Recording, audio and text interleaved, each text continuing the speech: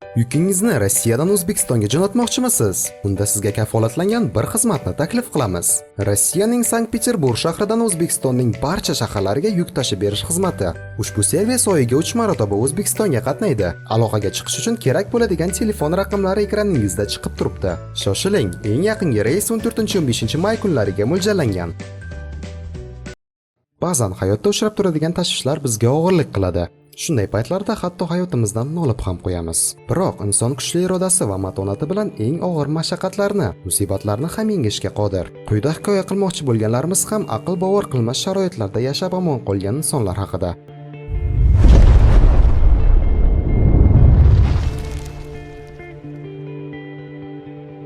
Tinch okeanida 13 oy Xose Salvador Alvarenga. U baliq oviga ketib, okean bag'rida 1 yildan ko'proq muddatga qolib ketdi. Bu baliqchining boshidan kechirganlari mashhur yozuvchi Daniel Defoening Robinson Crusoe asarini eslatadi. Salvador kimsasiz orolda emas, balki Tinch okeanida 7 metrli qayiqda 13 oy yashadi.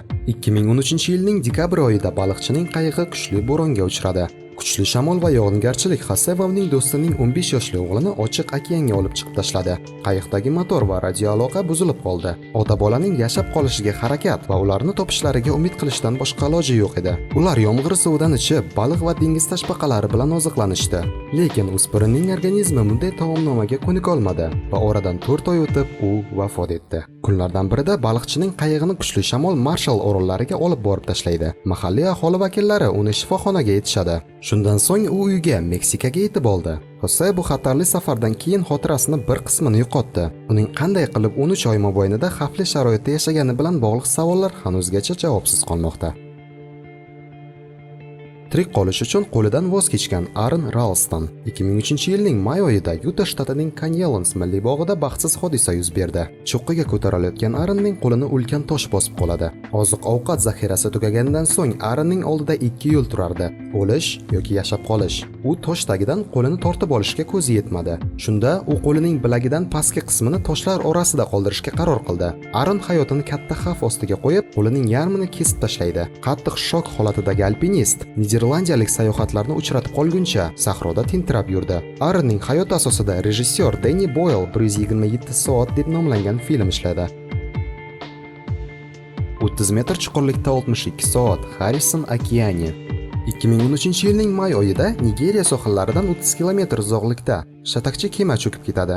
Undagi ekipaj a'zolarining barchasi halok bo'ladi. Biroq kema oshpazi baxtli tasodif tufayli tirik qoladi. Oshpaz havo cho'ntagi yuzaga kelgan kayutani topishga muvaffaq bo'lib, 30 metr chuqurlikda 62 soat vaqt o'tkazadi. Uni ekipaj a'zolarining jasadini topish uchun yuborilgan qutqaruvchilar qutqarib olishgan.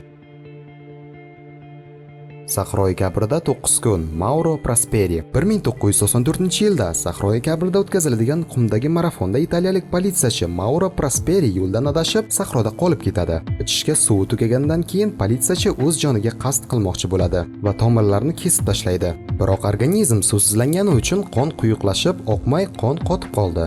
Mauro bu holatdan qattiq ta'sirlanib, yo'lini davom etadi. Oxir-oqibat u ko'chmanchi qabilalarga duch keladi. Mauro hammasi bo'lib 9 kun sahroda qolib ketdi. Ochlik va suvsizlik tufayli u bu kunlarda 18 kilogramm vazn yo'qotdi. Samolyot halokatidan omon qolgan Norman Alestat 1979-yilning 19-fevralida Kaliforniya tog'larida kuchli qor kuchkusi sabab samolyot halokatga uchradi. Halokat oqibatida samolyot bortida bo'lgan 11 yoshli Norman ismli bolakay omon qoladi. U kichkinaligi va yordamga muhtojligiga qaramay, tog'dan yolg'iz o'zi tushishga muvaffaq bo'ladi. Oradan 30 yil vaqt o'tgach, Norman boshidan kechirganlar haqida hikoya qiluvchi kitob yozadi. 76 kun dengizda asirlikda Steven Callahan 1982-yilda kema halokatida omon qolgan taniqli amerikalik yaxtachi. U 76 kun ichida shishirilgan qutqaruv salida Atlantika okeanini suzib o'tgan. 1982-yilda Steven o'z qo'llari bilan qurgan qayig'i kuchli bo'ron tufayli halokatga uchradi. Cho'kib ketayotgan qayiqdan Steven suv va oziq-ovqat olib qolishga muvaffaq bo'ladi. Dengizchining kutilmagan safari 76 kun davom etadi. 1982-yilning 20-aprelida u qutqaruv so'lida Mary Galland oroliga kelib qoldi. Stevenga baliqchilar yordam berdi. Callahanning sayohati haqida 76 kun dengizlikda asirlikda kitobi yozildi.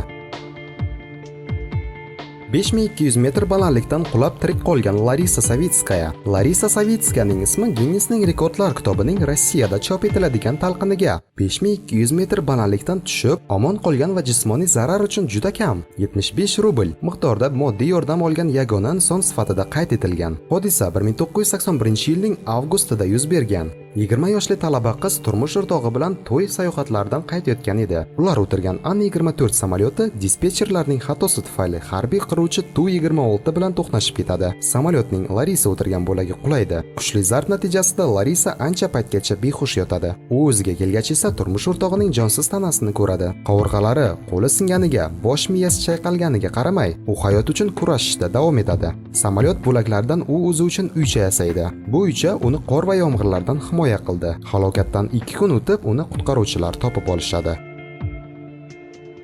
Urugvayning regbi jamoasi 1972-yilda Urugvayning Chiliga uchayotgan regbi jamoasi, ularning do'stlari hamda qarindoshlari aviahalokatga uchradi. Samolyot Ant cho'qqisiga urildi. Bortdagi 45 nafar yo'lovchidan 10 nafari halokat oqibatida, yana 7 nafari biroz vaqtdan so'ng halok bo'ladi. Omon qolgan 28 kishi 3600 metr balandlikda sovuq va ochlik sharoitida yashashga mahkum bo'lgan. Tirik qolganlardan 2 nafari tibbiyot instituti talabalari edi. Ular imkon darajasida jarohatlanganlarni davolab turishgan. Aviahalokatdan 11 kun o'tib, ular radio orqali o'zlarini qidirish ishlari yakunlanganidan xabar topishadi. Biroz muddatdan so'ng tog'da qor ko'chkisi yuz beradi va yana 8 nafar inson halok bo'ladi. Lekin 3 oy mobaynida 16 nafar kishi qorli tog'da hayot kechirganiga qaramay, qutqaruvchilar ularni topishadi va hayotlari saqlab qolinadi.